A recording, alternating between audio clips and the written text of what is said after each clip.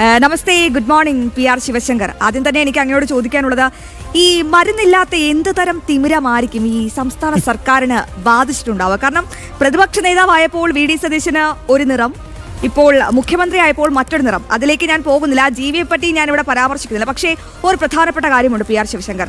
കഷ്ടപ്പെട്ട മണിക്കൂറുകൾ പഠിച്ച് ഒരു ഇഷ്ടപ്പെട്ട ജോലിക്കായി റാങ്ക് ലിസ്റ്റിൽ വരെ ഇടം പിടിച്ചവരാണവർ. അവർ ഒന്നാകെ പുല്ല് തിന്നേണ്ടി വരുന്ന ഒരു അവസ്ഥയിലേക്ക് പോകുന്നു, മണ്ണ് തിന്നേണ്ടി വരുന്ന ഒരു അവസ്ഥയിലേക്ക് പോകുന്നു. അപ്പോൾ ഇവിടെയുള്ള ഈ കുട്ടികളെ മണ്ണ് തീറ്റിപ്പിക്കുന്നതും പുല്ല് തീറ്റിപ്പിക്കുന്നതും ആരാണ്? മറിച്ച് വിമാനം കയറി അങ്ങ് ജന്തർ മന്ദിറിൽ പോയി ഇവർക്കൊക്കെ അതെ ഐക്യദാർഢ്യം പ്രഖ്യാപിക്കാൻ മിടുമിടുക്കാണ്.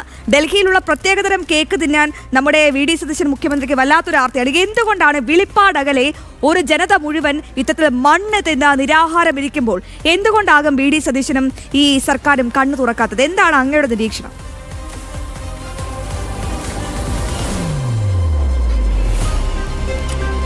നോക്കൂ, ചില അസുഖങ്ങളെ നമുക്ക് ഒരൊറ്റ വാക്കിലൊന്നും എക്സ്പ്ലെയിൻ ചെയ്യാൻ പറ്റില്ല. മിനിമം എനിക്കതിനുള്ള കഴിവില്ല.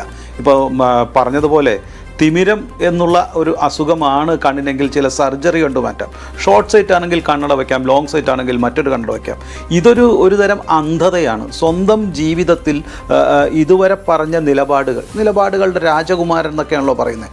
അത്തരം നിലപാടുകളെയെല്ലാം മനഃപൂർവ്വം മറന്നുകൊണ്ട് തൻ്റെ കൺമുൻപിലിരുന്നു കൊണ്ട് ഈ പാവപ്പെട്ട വിദ്യാർത്ഥികൾ സമരം ചെയ്യുമ്പോൾ അവരുടെ സമരത്തിന് ജനാധിപത്യമായ രീതിയിൽ, അദ്ദേഹം പ്രതിപക്ഷമായിരുന്ന കാലഘട്ടത്തിൽ സമരം ചെയ്യുന്നവരെ ചർച്ചയ്ക്ക് വിളിക്കുന്നത് ഒരു സാമാന്യ ജനാധിപത്യ രീതിയാണ് എന്ന് അദ്ദേഹം നിരന്തരം പറയാറുണ്ടായിരുന്നു. അദ്ദേഹത്തിൻ്റെ പ്രസംഗങ്ങളിൽ ജനാധിപത്യ വിശ്വാസത്തെക്കുറിച്ചും ഇവിടുത്തെ ഭരണഘടനയെക്കുറിച്ചുള്ള നിരന്തരം പ്രസ്താവനകളുണ്ടായിരുന്നു. പക്ഷേ നിർഭാഗ്യവശാൽ നമ്മളിപ്പോൾ മുഖ്യമന്ത്രിയായ VD സതീശനിൽ നിന്നും ഇതൊന്നും കാണുന്നില്ല.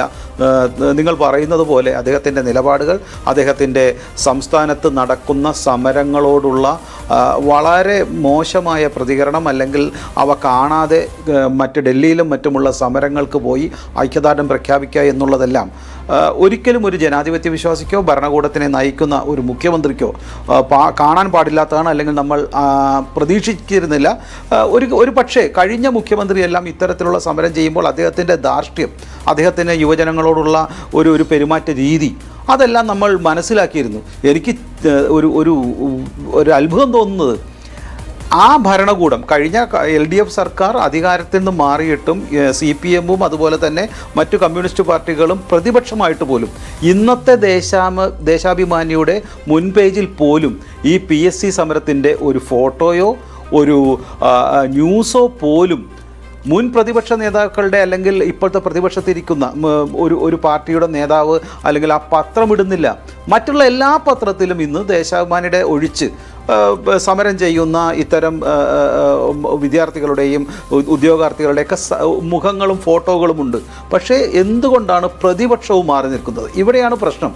കഴിഞ്ഞ 10 വർഷമായി നിരന്തരം PSCയെ ഒഴിവാക്കിക്കൊണ്ട്, അല്ലെങ്കിൽ ശ്രീ V മുരളീധരൻ പറയുന്ന പോലെ കറവപ്പശുവാക്കി മാറ്റി നിർത്തിക്കൊണ്ട് ഒരു അഴിമതി നടത്തുവാനുള്ള വ്യവസ്ഥാപിത ഏജൻസിയാക്കി PSCയെ മാറ്റിയിരിക്കുന്നു. കഴിഞ്ഞ 10 വർഷമായി നമുക്കറിയാം എങ്ങനെയാണ് ഈ ഉദ്യോഗാർത്ഥികളെ നിരന്തരം കബളിപ്പിക്കപ്പെട്ടത്. ഒരു പ്രധാനപ്പെട്ട കാര്യം, വരുന്ന വേക്കൻസീസ് റിപ്പോർട്ട് ചെയ്യുന്നില്ല. അത്തരം വേക്കൻസികൾ ഉദ്യോഗാർത്ഥികൾ തന്നെ കഷ്ടപ്പെട്ട് കണ്ടുപിടിച്ച് നോൺ ജോയിനിങ് റിപ്പോർട്ട് അല്ലെങ്കിൽ NJD അതെല്ലാം കണ്ടുപിടിച്ച് ചെയ്തിട്ട് പോലും അതൊന്നും ഇവിടുത്തെ സംസ്ഥാന സർക്കാരുകൾ, മുൻ കമ്മ്യൂണിസ്റ്റ് സർക്കാരും ഇപ്പോഴത്തെ കോൺഗ്രസ് സർക്കാരും ഒരിക്കലും റിപ്പോർട്ടിംഗ് ചെയ്യുവാനോ അത് നടപ്പിലാക്കുവാനോ ചെയ്യുന്നില്ല, അല്ലെങ്കിൽ അതിലെ ഉദ്യോഗാർത്ഥികൾക്ക് അപ്പോയിൻമെൻറ്റ് ലെറ്റർ കൊടുക്കുന്നില്ല എന്നുള്ളത് ഏറ്റവും പ്രധാനപ്പെട്ട കാര്യമാണ്. ഇവിടെ ഇവർ ഉന്നയിച്ച കാര്യങ്ങൾ വളരെ ഏതു മനുഷ്യനും, നേരത്തെ നിങ്ങൾ സൂചിപ്പിച്ചതുപോലെ, നമുക്ക് കണ്ണീരോടെ അല്ലാതെ ഈ സമരത്തെ കാണാൻ സാധിക്കില്ല. എത്ര നിർഭാഗ്യകരമായിട്ടാണ് നിരന്തരമായി പഠിച്ച് കഷ്ടപ്പെട്ട് അവരുടെ ജീവിതത്തിൻ്റെ ഏറ്റവും വിലയേറിയ സമയം ഇത്തരം വിദ്യാഭ്യാസത്തിന് വേണ്ടിയിട്ട്, അത് പോലീസുകാരൊക്കെ ആണെങ്കിൽ അവരുടെ കായികക്ഷമത റിപ്പോർട്ടുകൾ അല്ലെങ്കിൽ അതിൻ്റെ ടെസ്റ്റുകൾ ഏറ്റവും കഠിനമായിരുന്നു. കഴിഞ്ഞ തവണയൊക്കെ ഏറ്റവും കഠിനമായ കായികക്ഷമത പരീക്ഷകളെല്ലാം കടന്ന്, അല്ലെങ്കിൽ അതിൻ്റെ ഒരു ടെസ്റ്റുകൾ, മറ്റുള്ള ഉദ്യോഗാർത്ഥികൾക്ക് നടത്തിയ മറ്റു പരീക്ഷാ ടെസ്റ്റുകളെല്ലാം കഴിഞ്ഞ തവണത്തേക്കാൾ വളരെ രൂക്ഷമായിരുന്നു. അത്തരം ടെസ്റ്റുകളെല്ലാം പാസ്സായിക്കൊണ്ട് അവർ റാങ്ക് ലിസ്റ്റിൽ വന്നിട്ട് പോലും അവർക്ക് ഇന്ന് അവിടെ ഈ പറയുന്ന ഒരു ഉദ്യോഗാർത്ഥികൾക്ക് ഈ റാങ്ക് ലിസ്റ്റിൽ എത്ര പേരുണ്ട് എന്നുള്ള ഒരു കണക്ക് പോലും നമുക്ക് കിട്ടുന്നില്ല. ഇപ്പോൾ ഉദാഹരണത്തിന് 7 ബറ്റാലിയനുകളിൽ ഞാൻ മനസ്സിലാക്കുന്നത് 2024 ഏപ്രിൽ 15-ാം തീയതി 6647 പേരെയാണ് ലിസ്റ്റ് ചെയ്തിരുന്നത്. ഇതുവരെ 2215 വരെ മാത്രമേ നിയമശുപാർശ നടത്തിയിട്ടുള്ളൂ. ഏതാണ്ട് 4753 പേരെ ഇതുവരെ സർക്കാർ നിയമിക്കുവാനോ അല്ലെങ്കിൽ അത്തരത്തിലുള്ള ഉത്തരവ് നടക്കുവാനോ കഴിഞ്ഞിട്ടില്ല. കഴിഞ്ഞ തവണ ഏതാണ്ട് 6000 പേർക്ക് കൊടുത്തതാണ്. അപ്പോൾ പോലീസിൽ ഇത്രയേറെ വേക്കൻസി ഉണ്ടായിട്ടും നമുക്കറിയാം, പോലീസിലൊക്കെ കഴിഞ്ഞ എത്രയോ നാളുകളായി ധാരാളം പോലീസ് ഉദ്യോഗസ്ഥന്മാർ, പല പത്ര റിപ്പോർട്ടുകളും സൂചിപ്പിക്കുന്നത് ഏതാണ്ട് 137-138 പേര് ആത്മഹത്യ ചെയ്തിട്ടുണ്ട്.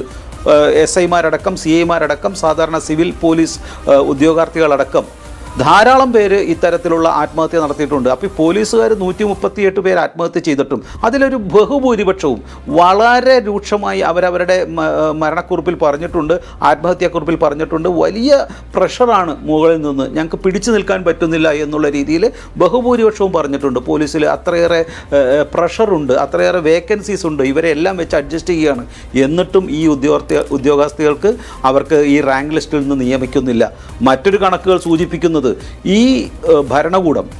ഭരണകൂടമാണ് ഇന്ന് നടക്കുന്ന ഈ സമരത്തിൻ്റെ പൂർണ്ണ ഉത്തരവാദി എന്നറിയാൻ സ്പാർക്കിൽ നിന്നുള്ള ലിസ്റ്റ്, സ്പാർക്കിൽ നിന്ന് വിവരാവകാശ പ്രകാരം എടുത്ത കണക്കുകൾ പ്രകാരം 1,18,000, ചെറുതല്ല, 1,18,000 ഈ സംസ്ഥാന സർക്കാരിൽ ഇതേപോലത്തെ തൊഴിൽ വേക്കൻസി വന്നിട്ട് അവിടെ ഈ പറയുന്ന തൊഴിലാളികളെ, അതായത് ഈ ടെമ്പററി സ്റ്റാഫിനെ നിയമിച്ചിട്ടുള്ളത് എന്ന് ഉദ്യോഗാർത്ഥികൾ കൊടുത്ത വിവരാവകാശ പ്രകാരം ഈ സംസ്ഥാന സർക്കാർ നൽകിയിട്ടുണ്ട്. ജന്മഭൂമിയെ ജനമൊന്നുമല്ല, മനോരമ അടക്കം, ഇന്ത്യൻ എക്സ്പ്രസ് അടക്കം ആ പത്രങ്ങൾ റിപ്പോർട്ട് ചെയ്തിട്ടുണ്ട്. അപ്പോൾ 1,80,000-ഓളം ഈ സംസ്ഥാന സർക്കാർ ഉദ്യോഗസ്ഥരെ ടെമ്പററി സ്റ്റാഫിനെ വെച്ച് ജോലി ചെയ്തിട്ടുണ്ട്. കണ്ണു തുറക്കൂ സർക്കാരെ, PSC റാങ്ക് ലിസ്റ്റിൽ ഉൾപ്പെട്ടിട്ടും ഒരു ജോലിക്ക് വേണ്ടി സർക്കാരിന്റെ കനിവ് തേടി കഴിഞ്ഞ 35 ദിവസങ്ങളായി ഭരണസിരാ കേന്ദ്രത്തിന് മുന്നിൽ എല്ലാ സമര മുറകളും പയറ്റുകയാണ് ഒരു കൂട്ടം ചെറുപ്പക്കാർ, അധ്യാപകർ, അല്ലേ? തീർച്ചയായും അങ്ങനെ തന്നെയാണ് രഞ്ജിത്തെ. പക്ഷേ എന്തുകൊണ്ടാകും VD സതീശൻ കണ്ണു തുറക്കാത്തത്? കാരണം അദ്ദേഹം പറഞ്ഞ വാഗ്ദാനങ്ങളൊക്കെ എനിക്ക് തോന്നുന്നു ഇനി മുതൽ PSC പരിശീലന കേന്ദ്രത്തിൽ ഈ സിലബസ് അധിഷ്ഠിത പഠനം മാത്രം പോരാ, എങ്ങനെയാകണം സമരം നടത്തുക, എങ്ങനെയാകും സർക്കാരിന്റെ കണ്ണ് തുറപ്പിക്കേണ്ടി വരിക, ഈ കാര്യത്തിൽ കൂടി ക്ലാസ് എടുക്കേണ്ടി വരുന്ന ഗതികേടിലേക്ക് നമ്മുടെ കേരള സമൂഹം അധപ്പതിച്ചിരിക്കുകയാണ്. തീർച്ചയായിട്ടും റാങ്ക് ലിസ്റ്റിൽ ഉൾപ്പെട്ടത് കൊണ്ട് മാത്രം ഇനി ജോലി കിട്ടില്ല. ശ്രീ PR ശിവശങ്കർ ഒരിക്കൽ കൂടി നമ്മളോടൊപ്പം ചേരുന്നു. ശ്രീ PR ശിവശങ്കർ, കഴിഞ്ഞ 10 വർഷത്തിനിടയിൽ ഔദ്യോഗിക കണക്കൊന്നുമല്ല, അനൗദ്യോഗികമായി വരുന്ന കണക്ക് പ്രകാരമാണെങ്കിൽ ലക്ഷത്തിലധികം പേരെയാണ് പിൻവാതിൽ വഴി പിണറായി സർക്കാർ 2 കാലഘട്ടത്തിലുമായി 2 സർക്കാരിലുമായി നിയമിച്ചത്. അവരിപ്പോഴും അവിടെ തുടരുകയാണ്. അതായത് 179 ദിവസം മാത്രം ഉള്ള താൽക്കാലിക വേതനക്കാരനെ 10 വർഷം ചുമക്കുകയാണ്, 10 വർഷം അവനെ ജോലി ചെയ്യാൻ അനുവദിക്കുകയാണ്. പറ്റാവുന്നിടത്തെല്ലാം അവരെ സ്ഥിരപ്പെടുത്തി. അങ്ങനെ ഈ സർക്കാർ ഇറങ്ങിപ്പോകുമ്പോൾ ഈ ഓരോ CPM സഖാക്കന്മാരുടെ വീട്ടിലും ഓരോ സർക്കാർ ജോലിക്കാരെ സൃഷ്ടിച്ചുകൊണ്ടാണ് പോകുന്നത്. ഇത്രയും കൊടിയ അഴിമതി നടന്നിട്ടും പുതുതായി അധികാരമേറ്റ VD സതീശൻ സർക്കാർ എന്തുകൊണ്ട് ഈ അഴിമതി മാറ്റുന്നില്ല? ഇവരെ പിരിച്ചുവിട്ട ശേഷം ആ തസ്തികകളിലേക്ക് അർഹരായിട്ടുള്ള ഉദ്യോഗാർത്ഥികളെ എന്തുകൊണ്ടാണ് അവർ നിയമിക്കാത്തത്?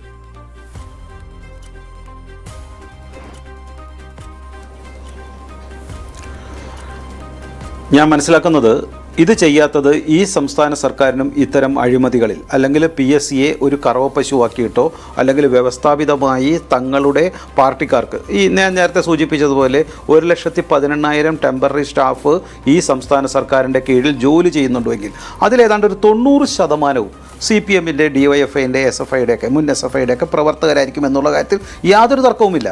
അത് സംസ്ഥാന ഭരണകൂടം ഇത് കഴിഞ്ഞ 10 വർഷമായി വ്യവസ്ഥാപിതമായി തങ്ങളുടെ പാർട്ടിക്കാരെ നിരന്തരമായി സർക്കാർ ഉദ്യോഗത്തിൽ നുഴഞ്ഞു കയറ്റുക എന്നുള്ളത് മാത്രമാണ് ചെയ്തിരുന്നത്. പാർട്ടി ജില്ലാ സെക്രട്ടറിയുടെയോ സംസ്ഥാന സമിതി അംഗങ്ങളുടെയോ ഉത്തരവാദിത്തമില്ലാതെ അല്ലെങ്കിൽ അവരുടെ കത്തുകളില്ലാതെ ഇത്തരം പോസ്റ്റിംഗ് നടന്നിരുന്നില്ല. ചില പോസ്റ്റിങ്ങുകളൊക്കെ സംസ്ഥാനത്തെ മുഖ്യമന്ത്രിയുടെ ഓഫീസ് വഴി തിരികെ കയറ്റി എങ്കിൽ പോലും എനിക്ക് വ്യക്തമായിട്ടറിയാം സംസ്ഥാനത്തെ ഭരണകൂടം ഇതുവരെ വെച്ചിരുന്നത് ട്രാൻസ്ഫർ പോലും സംസ്ഥാനത്തെ CPM-ൻ്റെ ഓഫീസുകളാണ് നിയന്ത്രിച്ചിരുന്നത്. അതുകൊണ്ട് 1,18,000 ടെമ്പററി പോസ്റ്റ് എന്ന് ഞാൻ പറഞ്ഞത് താങ്കൾ നേരത്തെ പറഞ്ഞതുപോലെ അതൊരു തിരികെ കയറ്റലാണ്. അത് ഈ പറയുന്ന സംസ്ഥാന ഭരണകൂടത്തിലേക്ക് CPM-ൻ്റെ ഒരു ഔദ്യോഗിക ആളുകളെ തിരികെ കയറ്റിയതിന് ശേഷം ആ ഭരണകൂടത്തെ തന്നെ നിയന്ത്രിക്കുക എന്നുള്ള സ്വഭാവമാണ് കമ്മ്യൂണിസ്റ്റ് പാർട്ടി നിരന്തരമായി ചെയ്തിരുന്നത്. അത് ഇന്ത്യയിൽ മാത്രമല്ല, ലോകത്തെമ്പാടും കമ്മ്യൂണിസ്റ്റ് പാർട്ടി ചെയ്തിരുന്നത് ഇത് തന്നെയാണ്. അതുകൊണ്ട് തന്നെ ഇത് പിൻവാതിൽ നിയമനവും കൂടിയാണ്, ഒരു സംശയവുമില്ല. അതുകൊണ്ട് തന്നെ 1,18,000 ഈ പറയുന്ന ഈ സ്പോട്ടുകൾ അത് കണ്ടെത്തിയിട്ട് അത് സംസ്ഥാനത്തെ ഭരണകൂടം തന്നെ വിവരാവകാശ പ്രകാരം നൽകിയ ഇതായിട്ടാണ് വാർത്തകൾ ഞാൻ കാണുന്നത്. അതുകൊണ്ട് ഈ പോസ്റ്റുകൾ ഈ ഉടനെ തന്നെ ആ പിൻവാതിൽ നിയമം അല്ലെങ്കിൽ ഈ ടെമ്പററി പോസ്റ്റിംഗ് ഉടനെ തന്നെ സസ്പെൻഡ് ചെയ്യണം, അവരെ പുറത്താക്കുവാൻ സംസ്ഥാന സർക്കാരിന് ഒരു നിമിഷത്തെ സമയം മതി, അല്ലെങ്കിൽ ഒരു ദിവസം. പക്ഷേ സംസ്ഥാന സർക്കാരിന് താല്പര്യം പുനർജനി കേസ് പോലെയുള്ള കേസുകൾ ഒഴിവാക്കുവാനും അത്തരം കേസുകളിൽ നടത്തിയ അന്വേഷണങ്ങൾ ഉടനെ തന്നെ അവസാനിപ്പിക്കാനുമാണ് സംസ്ഥാന സർക്കാരിന്. സാധാരണ ജനങ്ങളുടെ ഇപ്പോൾ നമ്മളുടെ മുന്നിൽ കാണുന്ന ചിത്രത്തിൽ കാണുന്ന പോലെ പുല്ല് തിന്നുകയും മണ്ണിവാരി തിന്നുകയും 13 ദിവസമായി നിരാഹാരം നടക്കുന്ന കുട്ടികളുടെ കാര്യത്തിൽ, ഉദ്യോഗാർത്ഥികളുടെ കാര്യത്തിൽ ഈ സംസ്ഥാന സർക്കാരിന് താല്പര്യമില്ല എന്നുള്ളതിൻ്റെ തെളിവാണ്. പ്രതിപക്ഷത്തിരിക്കുമ്പോൾ നിരന്തരമായി വലിയ ഉത്തരവാദിത്തങ്ങൾ ഈ സംസ്ഥാന സർക്കാർ ഏറ്റെടുക്കണമെന്നും ഉദ്യോഗാർത്ഥികളുടെ കാര്യത്തിൽ വലിയ നിലപാടുകൾ എല്ലാം എടുത്ത ഈ മുഖ്യമന്ത്രിയും അതുപോലെ തന്നെ മുഴുവൻ MLA-മാരും, സംസ്ഥാനത്തെ മുഖ്യമന്ത്രി മാത്രമല്ല ഇതിനെ പിന്തുണയ്ക്കുന്ന മറ്റ് സഖ്യകക്ഷികളുടെ നേതാക്കൾ അവിടെ പോയി സമരത്തിൽ നിന്നുകൊണ്ട് അവർക്ക് വലിയ വാഗ്ദാനങ്ങൾ നൽകിയ, അവർക്ക് വലിയ സേവനങ്ങൾ പ്രതീക്ഷ നൽകിയ ഈ മുഖ്യമന്ത്രി അടക്കം ഇവിടുത്തെ അന്നത്തെ പ്രതിപക്ഷ നേതാക്കളടക്കം ഇന്ന് ഭരണപക്ഷത്തിരിക്കുന്ന MLA-മാരും മന്ത്രിമാരും അടക്കം ഈ കുറ്റത്തിന് ഉത്തരവാദികളാണ്. ഞാൻ ഒരിക്കൽ കൂടി 2-3 കണക്കുകൾ പറയാൻ ആഗ്രഹിക്കുന്നു. ഞാൻ നേരത്തെ സൂചിപ്പിച്ചതുപോലെ കഴിഞ്ഞ ഒരു പീരീഡിൽ 4,783 ശുപാർശകൾ നൽകിയ പോലീസിൽ 7 ബറ്റാലിയൻ കൂടി ഇത്രയും നൽകി. ഇത്തവണ നൽകിയത് വെറും 2,000 മാത്രമാണ്. 2,215 പേർക്ക് മാത്രമാണ് ഇത്തരത്തിലുള്ള ഒരു ലെറ്റർ നൽകിയിട്ടുള്ളത്, നിയമന ശുപാർശ നൽകിയിട്ടുള്ളത്. ഇതുപോലെ തന്നെയാണ് ഇപ്പോൾ സമരം ചെയ്ത LPST ലോവർ പ്രൈമറി ടീച്ചേഴ്സിന് 15 മാസമായി ഈ LPST ലിസ്റ്റിൽ നിന്ന് ഏതാണ്ട് 10% ആളുകൾക്ക് മാത്രമാണ് നിയമന ഉത്തരവ് നൽകിയിട്ടുള്ളത്. നമ്മൾ മനസ്സിലാക്കേണ്ടത് ഈ റാങ്ക് ലിസ്റ്റ് വന്നതിന് ശേഷം ജൂൺ ജൂലൈ മാസമാണല്ലോ അതിൻ്റെ നിയമന ഉത്തരവ് നടക്കുന്നത്.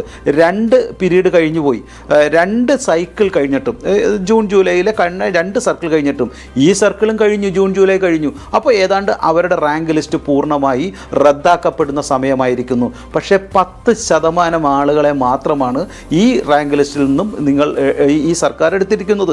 പക്ഷേ അവിടെയും നമ്മൾ മനസ്സിലാക്കേണ്ടത് ഏതാണ്ട് 8,000-ഓളം ടീച്ചർമാർ, പല കണക്കുകളും 6,000 തൊട്ട് 8,000 വരെയുള്ള പല കണക്കുകളും ഉദ്യോഗാർത്ഥികളും അതുപോലെ തന്നെ പത്രദൃശ്യ മാധ്യമങ്ങളും പറയുന്നുണ്ട്. 8,000-ഓളം ആളുകൾ അവിടെ ഇത്തരത്തിൽ പിൻവാതിൽ നിയമനമായും ടെമ്പററി പോസ്റ്റിലായും ഈ റാങ്ക് ലിസ്റ്റിൽ പെടാത്തവരെ നിയമിച്ചു കഴിഞ്ഞിട്ടുണ്ട് ഈ സംസ്ഥാന സർക്കാർ. അല്ലെങ്കിൽ ഈ സംസ്ഥാന സർക്കാരിൻ്റെ ശമ്പളവും മേടിച്ച് തൊഴിലെടുക്കുന്നു എന്നുള്ള ഭീതിജനകമായ ഒരു വാർത്ത. അപ്പോൾ ഈ 7,000-8,000 ആളുകളിൽ 90%-എങ്കിലും CPM-ൻ്റെ അനുഭാവികളാണ്. എന്തുകൊണ്ടാണ് കോൺഗ്രസ്സുകാരപ്പോൾ അല്ലെങ്കിൽ കോൺഗ്രസിൻ്റെ അതിശക്തനായ മുഖ്യമന്ത്രി നടപടിയെടുക്കാത്തത്? CPM-നെ സഹായിക്കുന്ന നടപടിയാണോ? അതാണല്ലോ ഇപ്പോൾ കേരളത്തിൽ കണ്ടുകൊണ്ടിരിക്കുന്നത്.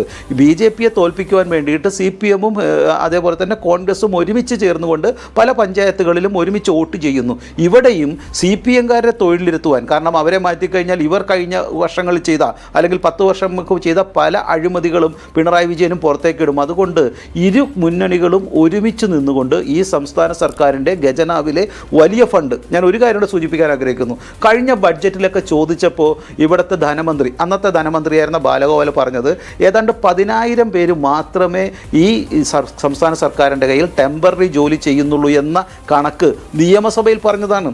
നിയമസഭയിലെ രേഖകളൊക്കെ വ്യക്തമായി പഠിക്കുന്ന ഈ സംസ്ഥാനത്തെ മുഖ്യമന്ത്രിയും ആഭ്യന്തരമന്ത്രിയും പല യങ് ടർക്കുകളും അവിടെ പോയിരുന്നിട്ട് ഈ കണക്കുകൾ വെച്ച് എന്തുകൊണ്ടാണ് സംസ്ഥാന സർക്കാരിനെ ഇപ്പോൾ പ്രതിപക്ഷത്തിൽ ഇരിക്കുമ്പോഴോ അല്ലെങ്കിൽ ഇപ്പോഴോ എന്തുകൊണ്ടാണ് സംസ്ഥാന സർക്കാരിനെതിരെ ചോദ്യം ചെയ്യുവാനും ഈ 11,000 സീറ്റ് ടെമ്പററി സീറ്റ് പോസ്റ്റ് അതൊഴിച്ചിട്ടുള്ള സീറ്റെങ്കിലും പോസ്റ്റിങ്ങുകളെങ്കിലും ഈ സംസ്ഥാന ഭരണകൂടത്തിന് നിയമം അവരെ പിരിച്ചുവിടുവാനും പുതിയ ആൾക്കാരെ നിയമിക്കാനും പറ്റാത്തത്? അതല്ലേ ഏറ്റവും പ്രധാനപ്പെട്ട കാര്യം. അല്ലാതെ ഹെലികോപ്റ്ററിൽ ആപ്പിളും കൊണ്ട് എവിടെയെങ്കിലും ചിലവാക്കുകയോ കോഫി വിത്ത് ഡേ ഒന്ന് ഉദ്ഘാടനം ചെയ്യുകയോ അല്ലല്ലോ ഈ സംസ്ഥാനത്തെ മുഖ്യമന്ത്രിയുടെയും പരി. ഓഫ് കോഴ്സ് ചെന്നിത്തല തൂഫാനായിട്ട് നടക്കുന്നു. പക്ഷേ ഈ ഭരണകൂടത്തിനെ നിയന്ത്രിക്കുന്ന മറ്റ് മന്ത്രിമാർക്ക് എന്തുകൊണ്ട് ഇത്തരം ഈ പറയുന്ന 1,00,000-ഓളം വരുന്ന ഈ പിൻവാതിൽ നിയമനമോ അല്ലെങ്കിൽ ടെമ്പററി പോസ്റ്റോ ചെയ്യാൻ പറ്റുന്നില്ല എന്നുള്ള കാര്യമുണ്ട്.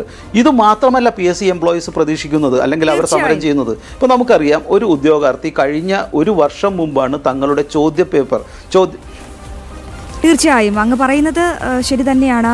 PSC ഉദ്യോഗാർത്ഥികൾ ഒരുപാട് സ്വപ്നങ്ങളുമായി തന്നെയാണ് ആ പരീക്ഷയ്ക്ക് വേണ്ടി 20 മണിക്കൂർ അതിലധികമോ കഷ്ടപ്പെട്ടിരുന്ന് പഠിച്ചു തന്നെയാണ് റാങ്ക് ലിസ്റ്റിൽ ഇടം നേടുന്നത്. പക്ഷേ എന്തുകൊണ്ടാകും എനിക്കിപ്പോൾ മനസ്സിലാവാത്തത് രഞ്ജിത്ത്, ഞാൻ നോക്കുന്നത് ഇതിനു മുൻപ് ഭരിച്ചിരുന്ന പിണറായിയും ഇപ്പോൾ ഭരിക്കുന്ന VD സതീശനെയുമാണ്. നമുക്ക് ആ PSCയുടെ പേര് മാറ്റി BB ഗോപകുമാർ പറഞ്ഞതുപോലെ പിണറായി സതീശൻ കമ്മീഷൻ ആക്കാം. കാരണം പിണറായി വിജയൻ എന്താണോ ഉദ്ധരിച്ചത് പണ്ട്, അതുപോലെ തന്നെ VD സതീശനും ഉദ്ധരിക്കുകയാണ്. ഇവർ തമ്മിൽ ഒരു വ്യത്യാസവും ഇല്ലാതെയാണ് ഇപ്പോൾ കാര്യങ്ങളുടെ പോക്ക് എന്ന് പറയുന്നത്. ഏറ്റവും പ്രധാനപ്പെട്ട കാര്യം അത് തന്നെയാണ്. ഞാൻ നേരത്തെ ലക്ഷത്തിലധികം എന്ന് പറയുമ്പോൾ അദ്ദേഹം അതിന്റെ കൃത്യമായ കണക്ക് വന്നു. 1,14,000 പേരാണ് കഴിഞ്ഞ 10 വർഷത്തിനിടയിൽ പിൻവാതിൽ വഴി നിയമനം നടത്തിയത്.